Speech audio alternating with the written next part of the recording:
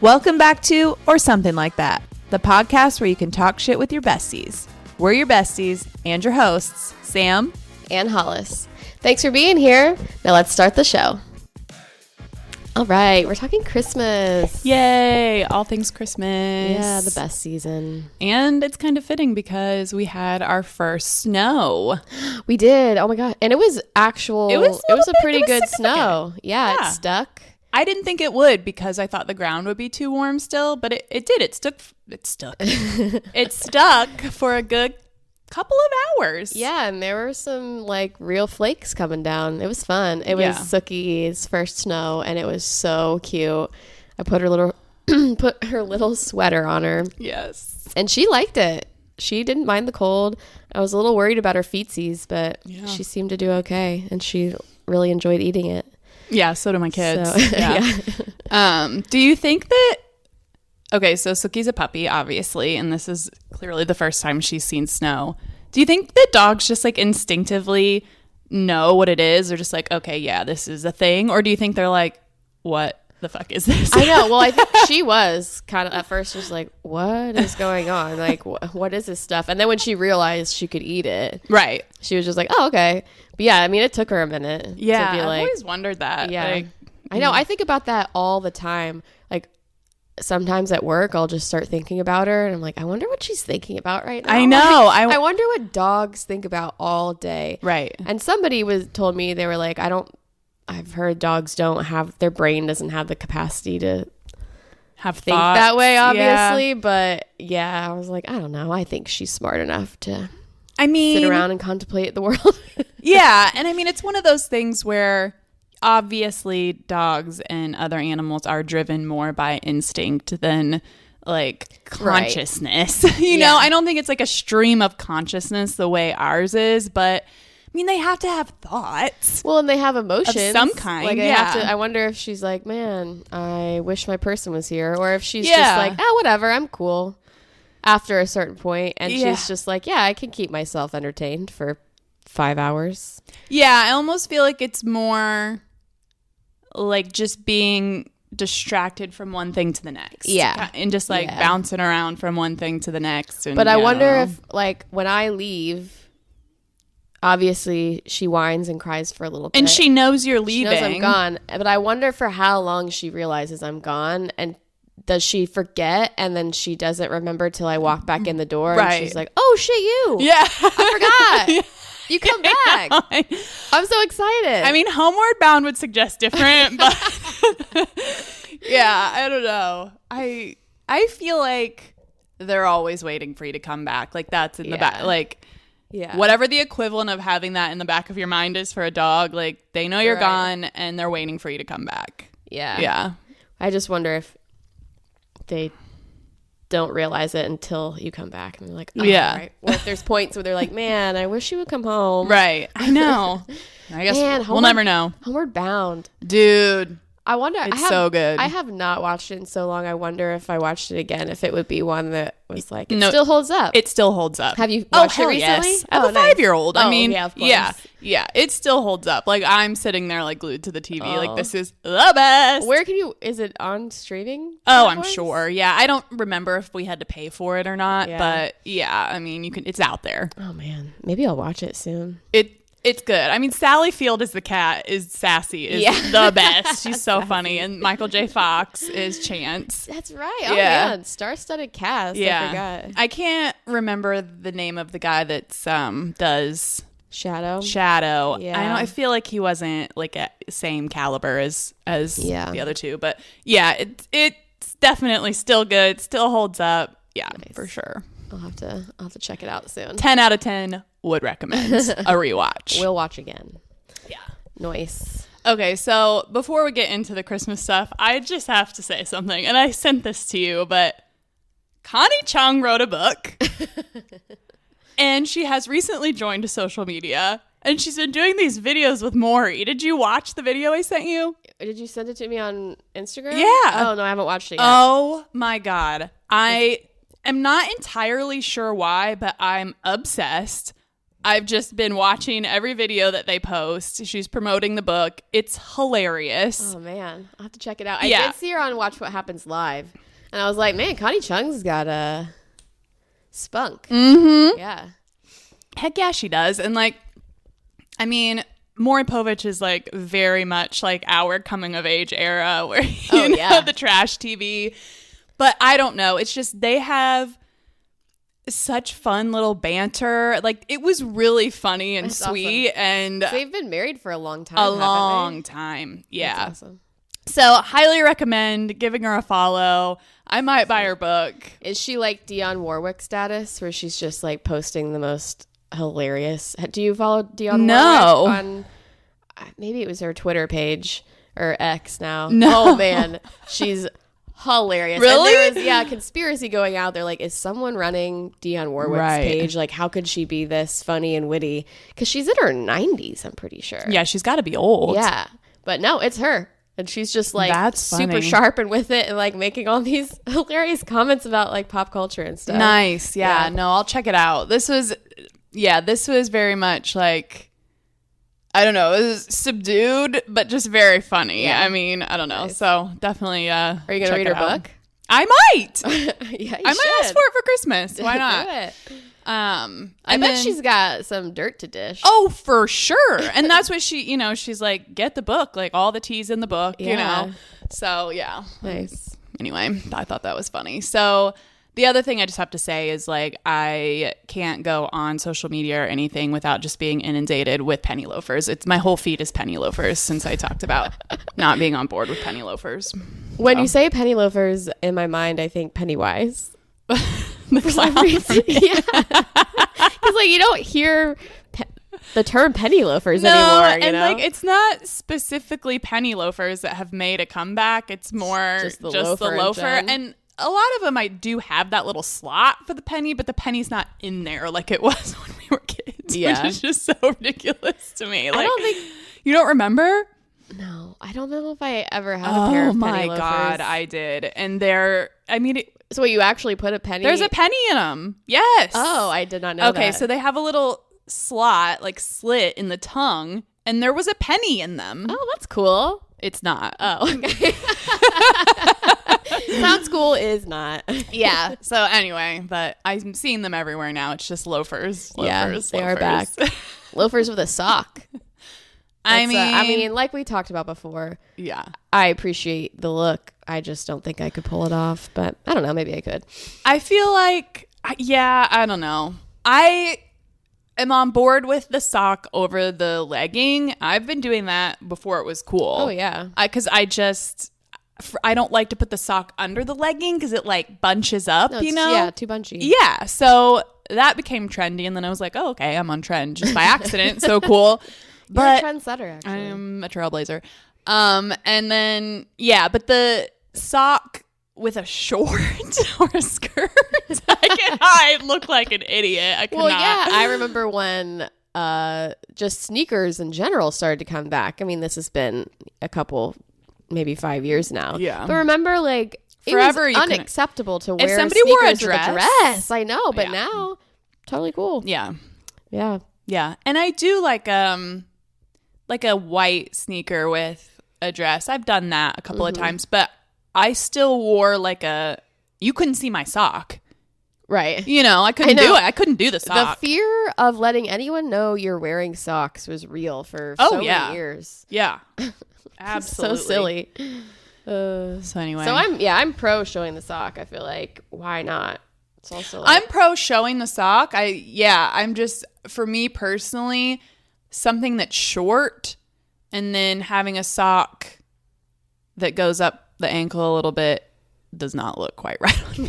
Yeah, it's a proportions thing. You got to figure out for everybody's unique proportions. I also feel like there's a renaissance happening with panty lines too, where women are just like, I wear underwear. Yes. Yeah. I'm sorry. What do you want from me? Yeah. It's like way more acceptable. I see it in the gym a lot. And I'm like, hell yeah. Yeah, I don't care when I go to the gym. Now if I'm wearing like a tighter dress or something, I'm not gonna be having a show. But yeah, are you kidding? The gym? Who cares? I feel like that was. Do people care? I don't know. I feel like girls are maybe always younger girls. Yeah. I don't know. I've gotten. I do not look cute in the gym. No. But I mean, almost every other girl does. And I'm like, how do you do it? I go at 6 a.m. too. So I'm like, are you kidding me? Oh, yeah. No. I don't have cute workout clothes. Maybe I should invest in like clothes that make me feel better at the gym. Because I just wear like big t-shirts and shit. Yeah. Like, I don't have the fits, but. Yeah. Anyways.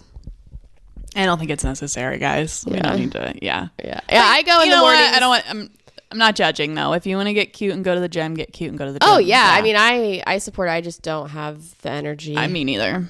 But I'm also like not trolling for cute guys at the gym, and so maybe some people are. Yeah. Like I'm married, so. Yeah.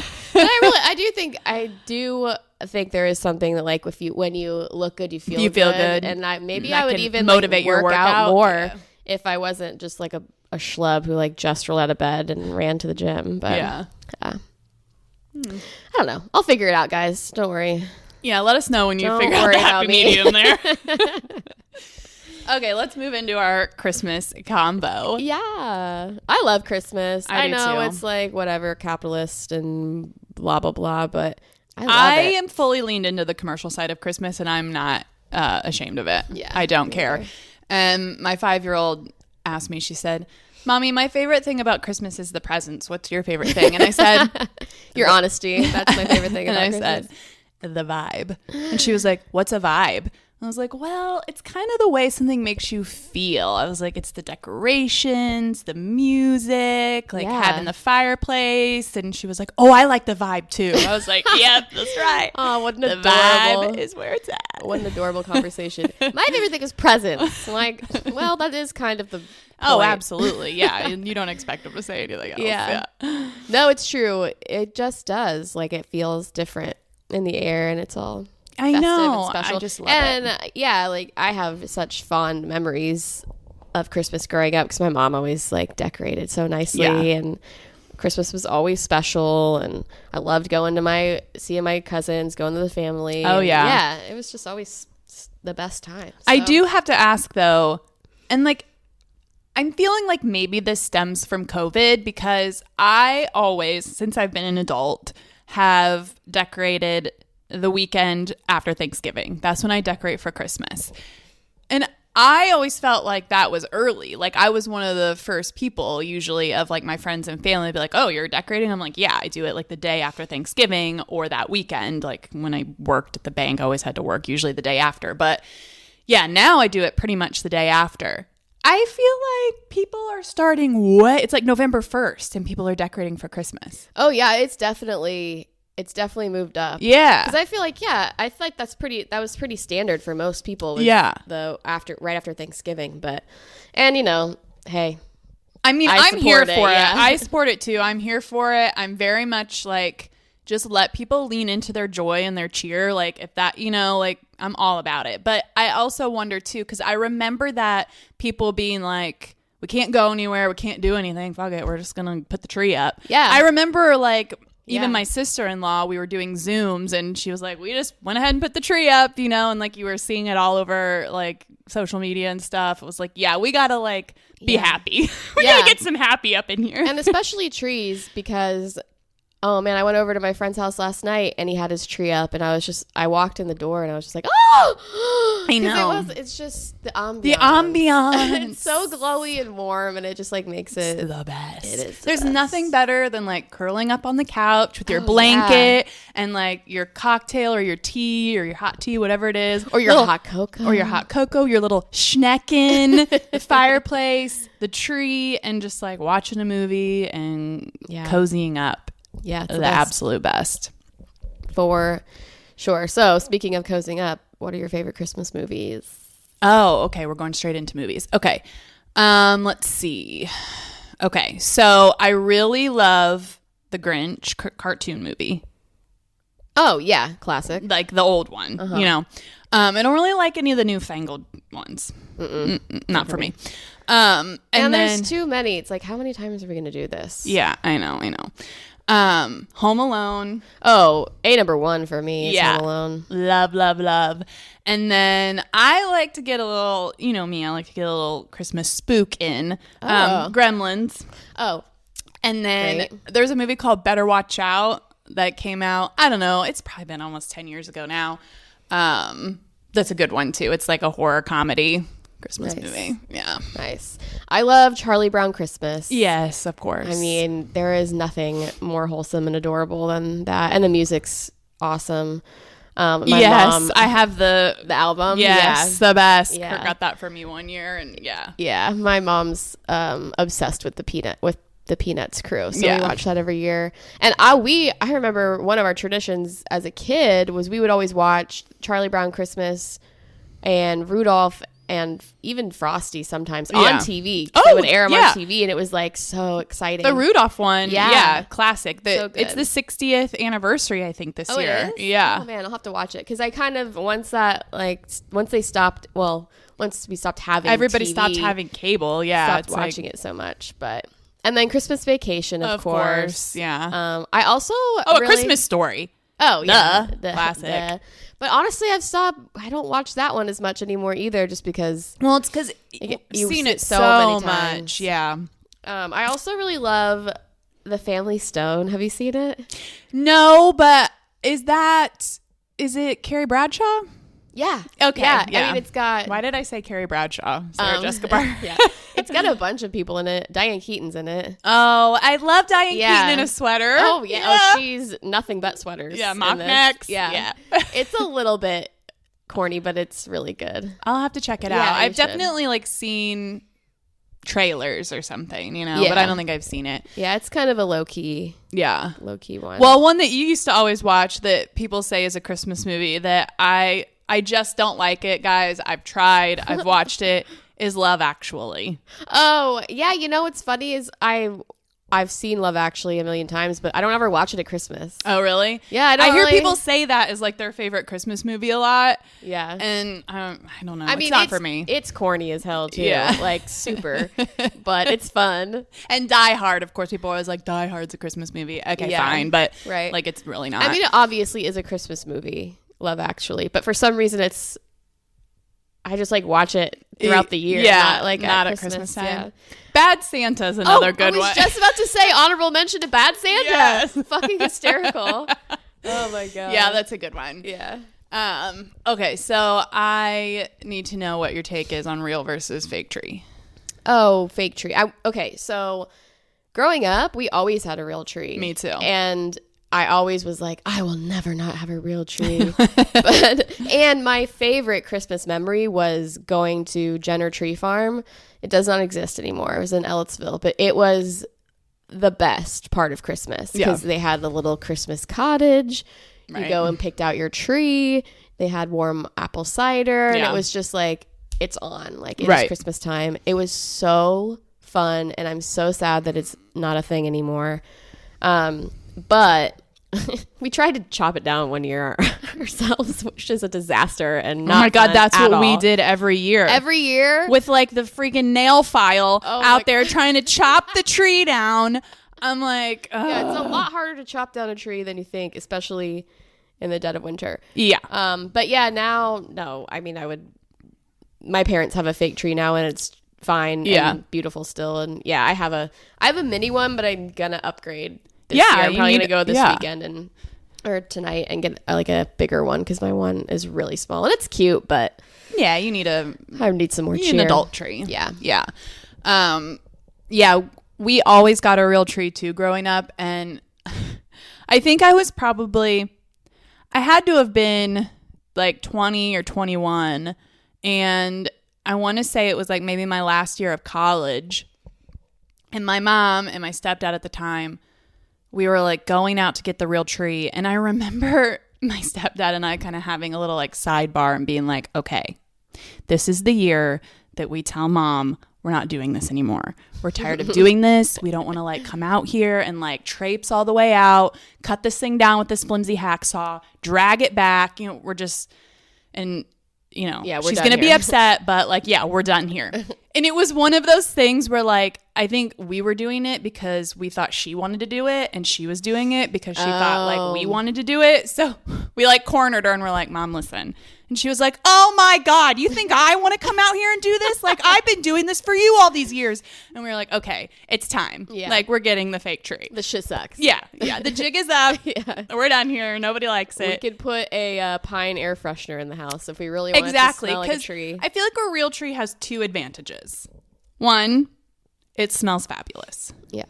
Two, with fake trees, it's like, the real tree, the branch, well, and I guess it depends on what kind you get, but most of them, the branches are a little sturdier, so you can hang like heavier ornaments on them. Sometimes with the fake trees, like, it's like, oh, that ornament's too heavy, yeah. Like, can't do that one.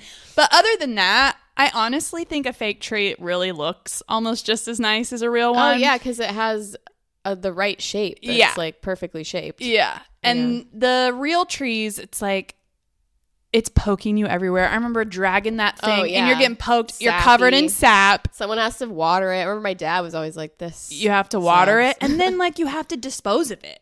Yeah. Well, at the end was always fun because you light them on fire. That's what we did. And they go up and poof. Well, yeah, because it's a fire hazard. Yeah. It is a crazy tradition when you think about it that like you put something. Let's put these super hot lights on this thing. Yeah. I mean, I know most people grow them to cut them down. So it's not like you're going out and like cutting natural trees, but it is kind of messed up to think that like we're just like hacking these things down. Yeah. And then, it's super flammable. And we're like, you know what would be a really good idea? Let's string some really flammable lights on them that always. And like now it's better. Break. But back then they really were. Yeah. Yeah. So I think. Yeah, fake tree. And it still isn't like, I mean, it still takes these poor things like, 10 or 15 years to grow. So all that time for like 2 weeks in your living room to just go up in flames. Kind of messed up. But they do have the ones now where they have like the root ball.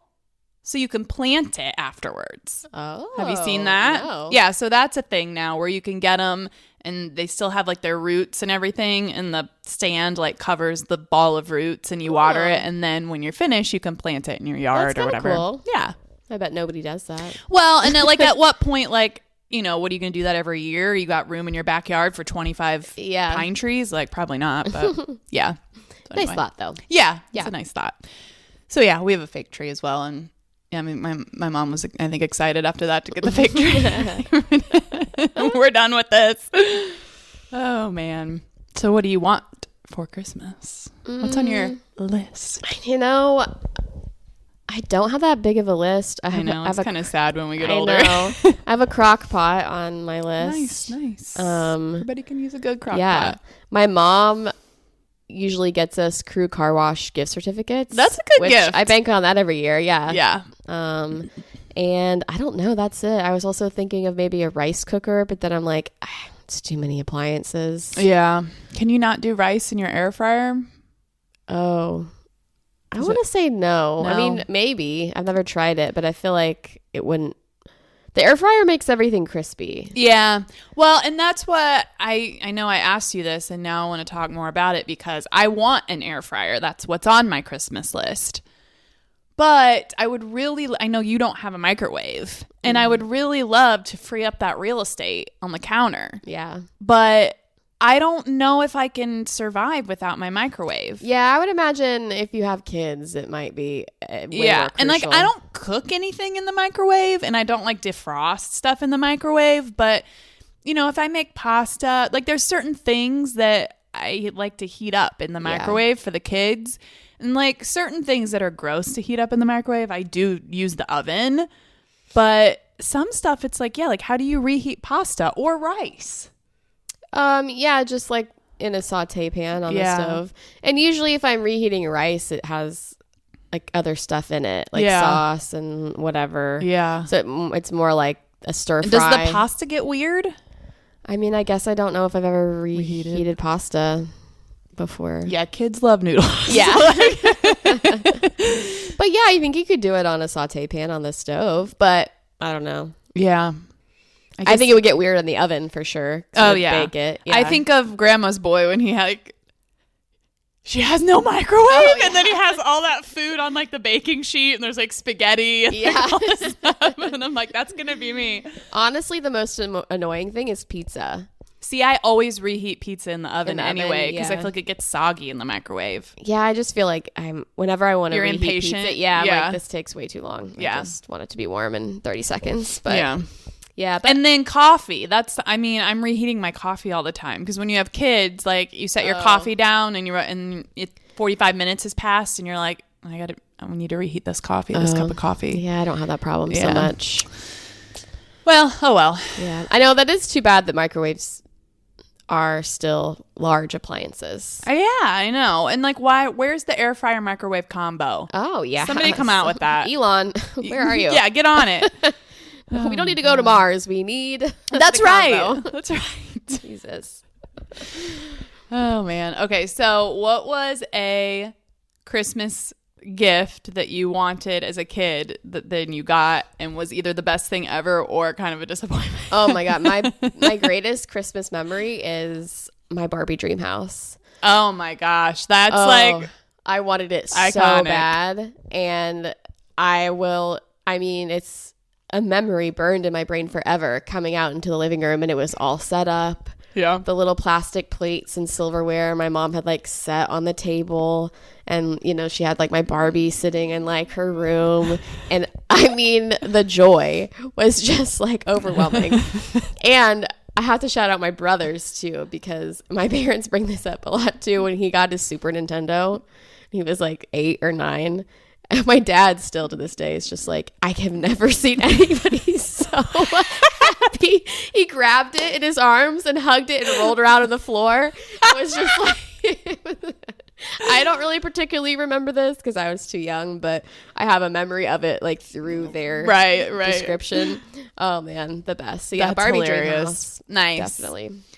I can't, it's funny because like I can't remember like something that I like super, super wanted for Christmas, but I just remember something that was like a popular thing that I did get that I look back on now that is like so messed up.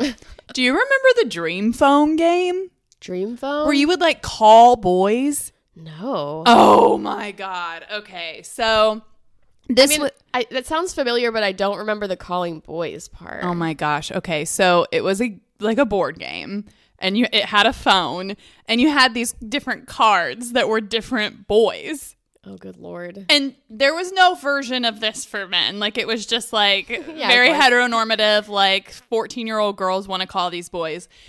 And you would call the boys, and then, like, I can't even remember, but it was like, so-and-so thinks you're cute. Kind of. Oh, my gosh. And it was so messed up. The patriarchy was strong then. Oh my gosh. And like, but I remember just like playing it we had this spare bedroom in our basement at the time, and we would all just like sit on the bed and play this Dream Phone game and like call these boys. That's hysterical, man. Yeah, very strange. Yeah, I'm glad we're not there. We're not doing that. You won't be getting your 5-year-old the Dream Phone game anytime soon. No, let's hope Dream Phone's not making a resurgence. But yeah, that's so funny. But I do have a funny story also about my brother, who was probably about like 4 at the time, and he kept asking. And of course, this was in the days like really kind of before the internet, or like before the internet was what it is. So you weren't just like inundated with like, it's like if you didn't see a commercial for it on TV, you probably didn't know about it, kind of a thing. And my brother kept asking, and he may have been even younger than 4. I can't remember exactly how old he was, but a young toddler kept asking for this Bionicle thing. And my dad and stepmom they were like, what is he even saying? Like, I don't know what he's saying. Like, they just kind of blew it off as like just a thing he was saying. Bionicle? Sure, whatever. Yeah, great. So it was a thing. It was a Lego Bionicles. And I think they're still a thing, like where you build like different, whatever, you know how it is with Lego. And he had opened all of his presents, and he's sitting in this like pile of wrapping paper, and there's like nothing left to open, and he's just like, where's my Bionicle? So upset.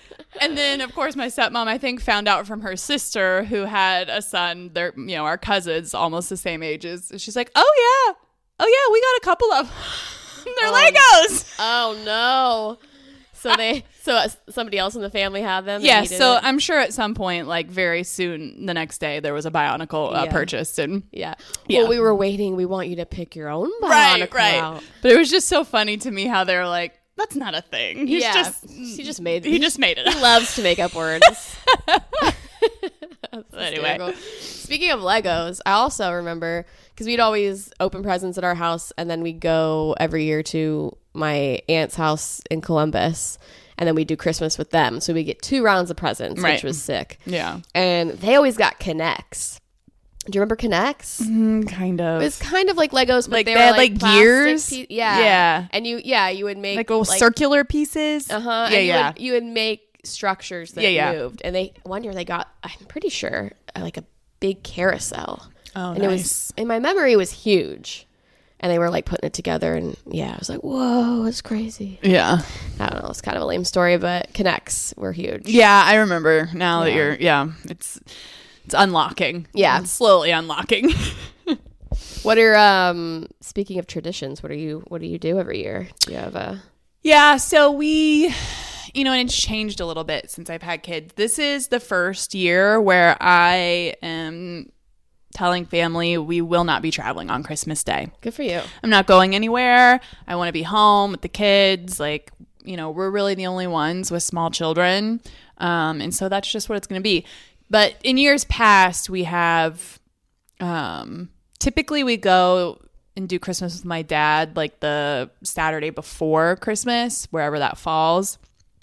And then we will do like Christmas Day with either my family or Kurt's family. And then like the next day, because we have his family and my family. So yeah, it's going to look a little different this year. So I don't know. I think we've talked about possibly doing like New Year's Day as a get together. The only thing with that is my mother-in-law typically goes to Florida for a few months. So I think she's usually gone by then. So I don't know. We're going to have to kind of like rework things and see what works. But yeah, and I'm happy to like host people if people want to come over.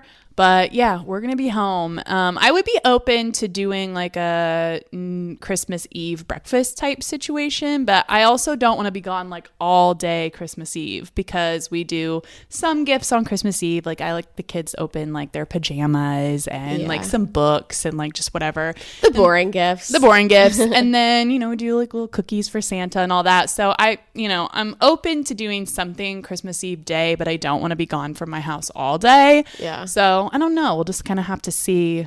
This will be sort of a guinea pig year to see how that works out. But yeah, well, that sounds nice. Make some new traditions. Yeah. Yeah, like I said, we always go to my aunt's house, which I love. I like being with family. Yeah. On Christmas, but I've sort of started a new tradition on Christmas Eve at my parents' house, where we like make a big dinner, and I cook food. I try to make it like an interesting thing that we never had before. So like one year we handmade tamales. Nice. Last year we did a hot pot. Ooh, yeah. Yeah. So I have a hot pot. Someone gifted me one. It's very fellowshipy. Yeah. So it was super fun because I'm trying to like keep doing it where it's something we can kind of do together. Like the tamales, we can make them together. The hot pot was very much, we all sat around and did it together. So I'm trying to think this year what to do. Yeah. That's a fun tradition. Yeah. I like that. And it's kind of like, sort of like my gift to them almost. Yeah. Like providing all the food and putting it together. So that's been super fun. Yeah. Yeah. So I don't know. And like, that's fun, like trying, different things from different cultures too. Yeah. Like you could pick a different country even every year to like do something. Yeah. That's fun. So I'm thinking maybe I wanted to do dim sum this year, but that might be a little too ambitious. Yeah. Because that's a lot of stuff, especially if I'm trying to make it. I don't know. It could be hard. Yeah, I don't know enough about it to know what goes into it. But And then I was like, well, maybe I'll just get a bunch of seafood and do like crab legs and stuff. Well, I really want to do like a seafood boil. Yeah. That would be so fun. So fun. Not necessarily have to be like Christmas, but like I think that would be fun to do with like friends. And heck yeah. Yeah. All right. Well, should we move into a little bit of a Bravo breakdown? Yeah. Okay. Because we didn't talk about Beverly Hills premiere. Yeah, which it was... Because, I mean, it was an hour and a half long episode last week. So if you stayed with us the whole time, thank you. We appreciate it. Yeah, we were really vibing. We were in a flow state. And when you're in a flow state, you got to just roll with let it go. That's right. Yeah, no, I thought the first episode was great. I'm so glad it's back. It's my favorite. Yeah, it's my favorite franchise for sure. I just love all of the women on that show the best. Bose, what do we think? I like her so she's far. Badass. Yeah. I think this year the new housewives are all awesome. Yeah, really they did a choices. pretty good job. Yeah. She's and I love that, like, you don't get this a lot. I love that she seems to have, and who knows here? I mean, she said she was what, like 47? How old did she say she was? Yeah, I think so. Or no, I'm sorry. She didn't say how old she was. She said how long she had been after like 27 years or 25 years or something in the corporate world, she was retiring. Yeah. Or maybe she did say, no, she did say she was 47. Yeah, because her and Dorit are the same age. Yeah, because, and I remember thinking like, okay, like, I'm curious to know, like, there's got to be something else at play there. To be retiring from corporate America at such a young age, too, like. Yeah, well, she was the CMO of Netflix. So I'm sure she made plenty of money to be able to retire on. Or but there's like some like more tea involved? No, I just think there's got to be something else at play because I feel like even though you're pulling in the big bucks, like if you're 47 and you think, okay, you've been in corporate America for about 20 years, you haven't been the CMO of Netflix that entire time. Oh, you know what I mean? So like, or if by retired she means I retired from corporate America specifically, right? And now I'm doing something different, like which is reality TV. Yeah, yeah, no, yeah. So I'm just curious what the rest of the story is. Yeah, well, it is always like, oh, you're retired, like for good. Right. Or you've retired from this industry. Because you could definitely retire, a little early pulling in that kind of money, but she can't have had that position for that long. You know what I mean? Yeah. You got to be in there in the grind for a long time to work your way up to something like that. So I'm just curious to see if like there's going to be something else she's doing or if it's just this is it. Yeah. Because, when you're a new housewife, like your position's not solidified yet, Yeah. Yeah. So I'm curious to see like what made her decide to leave corporate America and like what the rest of the story is. Yeah. Time will tell. Yeah. But yeah, I'm super excited for this season. And get the Netflix tea. Yeah. Which she probably won't, but. Right. I love the new Dorit. I feel like Dorit 2.0. She's got a new lease on life. Yeah. Yeah. That scene of her smoking a cigarette. That was the best. Oh my God. Oh my God. Like, where has this Dorit been this whole time? Hilarious. Yeah. Did you see, was it on Watch What Happens Live where they're like, is that the first time they've ever showed you smoking? Yeah. She was like, I think so. I know. I always found Dorit kind of annoying, but I found her, I don't know, endearing. She's endearing too, yeah. And I mean, I feel like she's had her problematic moments, and so there's that part. But she's also like very endearing, and like I'll be interested to see. Like, I am sad about the rift between her and Kyle. Yeah. And I'll be interested to see like how that unfolds. Well, and it's always something too that I'm like skeptical of the show is like, how are real these women are actually friends? And like I just don't believe that they always are. And I feel like I've seen a lot of clips of Kyle being like, we weren't friends. We hung out. We went on vacation one time together. Right. We don't go to lunch. Right. We aren't actual friends. And I don't know. Dorit says otherwise. But yeah, that's always something I'm very curious about. Like, well, I'm sure they're friends for the show. Exactly. And I'm sure the lines do get blurred and it's hard to sometimes separate the show from their real life in that way where it's like, yeah, okay, we've shared all of these like intimate moments and had all these intimate conversations and really like confided in each other, but it was all on camera. And then when we're off camera, maybe we're not, interacting as much. But I'm sure they also, when they stop filming, they probably need a break. Yeah. So I'm sure the lines do get blurred of like, well, what really is real then? Yeah, exactly. And like, okay, they are sharing their real lives. When they are together and interacting, they are being themselves. But the whole thing is contrived.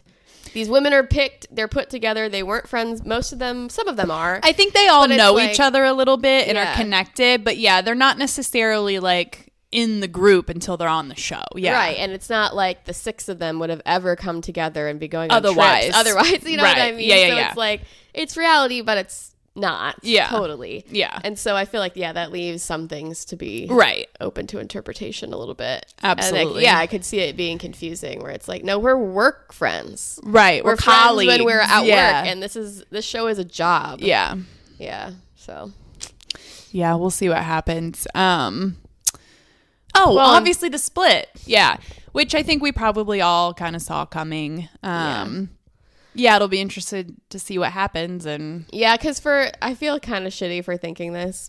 For a second, before this episode came out, when Dorit was like, after Kyle and Mauricio had split up, and then Dorit was like, oh yeah, we're having trouble. I was like, is she just doing this thing Dorit does where it's like, oh, now it's like a thing to get divorced. So now we're having a separation. Right. Obviously, that doesn't seem to be the case. Yeah, no. And like her revealing that like he's an alcoholic, right, and it caused serious strain on the relationship. It's like, okay, that makes sense. Yeah, like, yeah, there are real things going on here.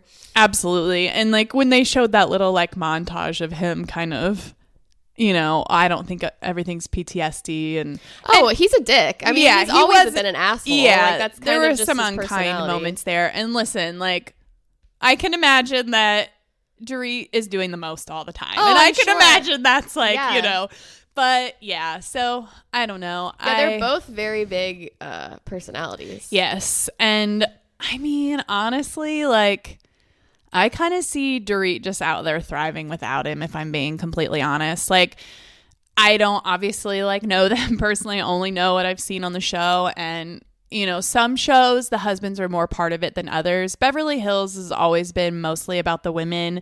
Occasionally the men will have their confessionals and whatever. And, so really don't feel like I know that much about PK, even based on just the show itself. But I don't know. I kind of see her like just going out and doing her own thing and just.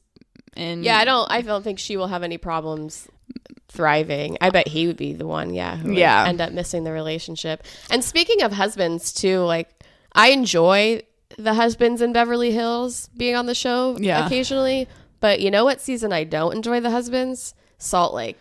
Oh, franchise, yeah. Ugh, all those husbands can get lost. I know, and they are pretty involved. Yeah, and they're annoying. It's like Salt Lake and Jersey. Those are the two where the husbands are like Jersey. Yeah. Oh, in Jersey, the husbands it's the best. Hilarious. Oh my god, I love that. They're basically just as much a part of the show as the women now, which 100%. is that was a good move for the Jersey franchise. Salt Lake, I'm the same. I'm kind of on the fence about it. Sometimes I enjoy them. I think I kind of enjoy Seth. Sometimes he can be funny.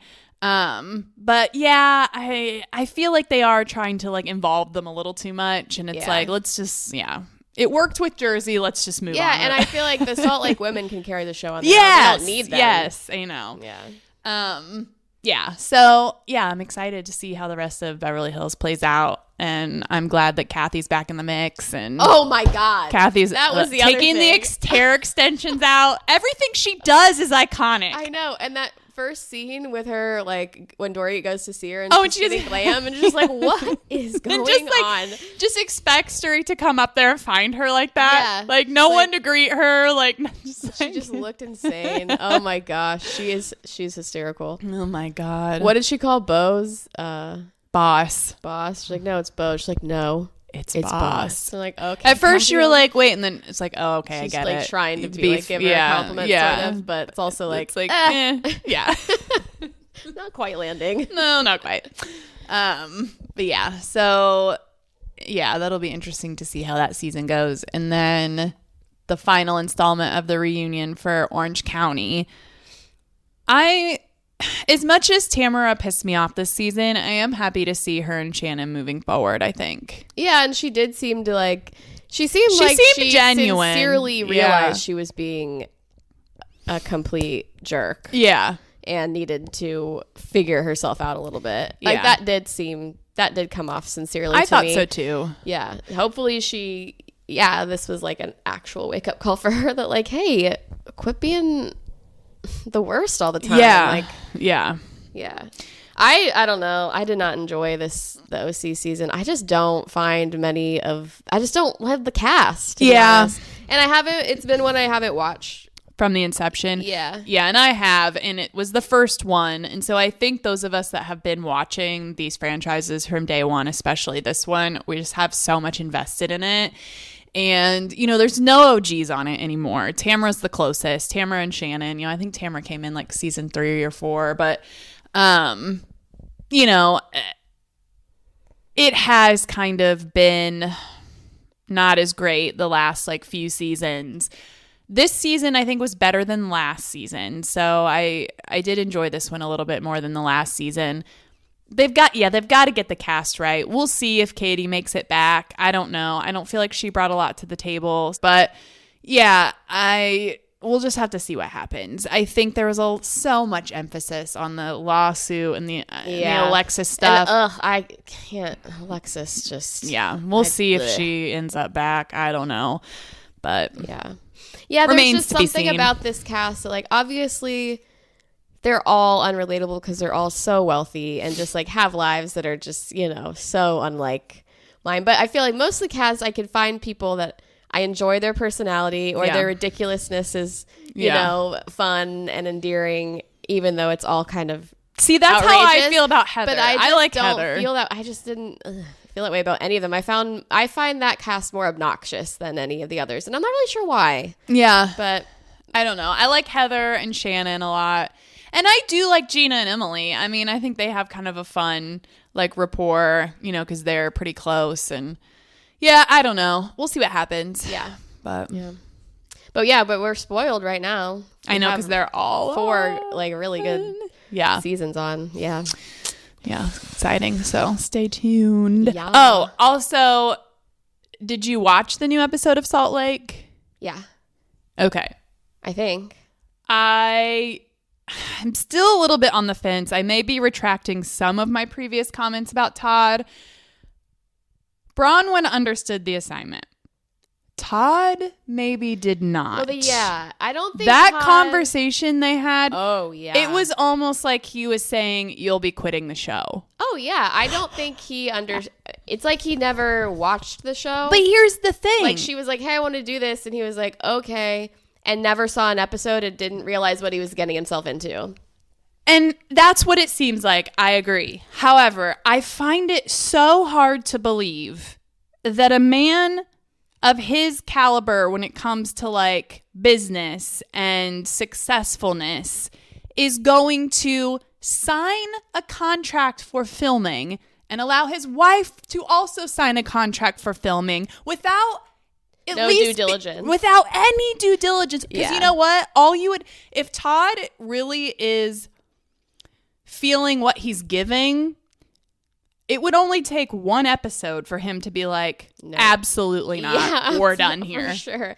And that's one thing for him to be like, yeah, you do the show, but I don't want to be a part. It's another thing for him. He's been on almost every episode. I was going to say, he had to sign a contract to film as well. It's not just her. I'm very curious. I would love to know how that conversation went of, I'm thinking about doing this.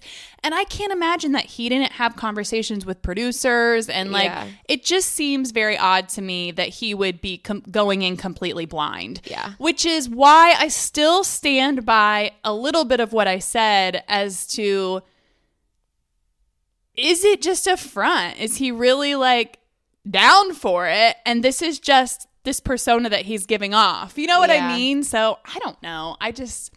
Yeah, and it was very enlightening as to the dynamic in their relationship. Yeah. It's very much like what Todd says goes, kind of seems. And yeah, and he was very it was very much very much being scolded by your father. Yes. very unbecoming of you is what he said. I know. Like, what century is this? Yikes. Yeah, I don't know. So we'll see. And I did listen to her give an interview on a podcast recently, and I was hoping, and they did touch on it a little bit, but yeah, I would be more interested to know what those initial conversations were like. Yeah, like, and it's not that I don't think his opinion is not valid. Of course, your partner and spouse's opinion is valid. Yeah. And just it's crazy. I wouldn't want to be involved. No, hanging out with these people. It takes a particular type of person to do this kind of thing. I wouldn't want to be involved in that either. Right. But it's just why did you sign on for it? Right. That's because the issue. Every other husband, I feel like even when you can tell they kind of want to stay out of it, you can tell that they know what they're in for. Yeah. You know what I mean? Like, they're not. The conflict is the whole show. Right. I mean, that's kind of the whole point. And you don't see them admonishing their wives, and, occasionally you might see them be like, oh, God, but like, they're not sitting there basically saying like, you need to change or we're done with this kind of thing, or is basically what he said. So I don't know. It'll be interesting. And it'd be interesting to see, like, does Bronwyn does she stick up to him and be like, well, sorry, honey, like, this is what we signed up for? Or is she going to just be like... Well, I think a big indicator of whether or not Todd really knew what he was getting into or not will be if she's back next season. Yeah. Because if that's truly how he feels, what he's saying, and that conversation that I had, she will not be back. He won't let her. Right. I mean, honestly, either that or it'll be another one of those situations where they hit Splitsville because she's like, I'm doing the show. Yeah. And he's like, I'm not. Right. Which we've seen once or twice before in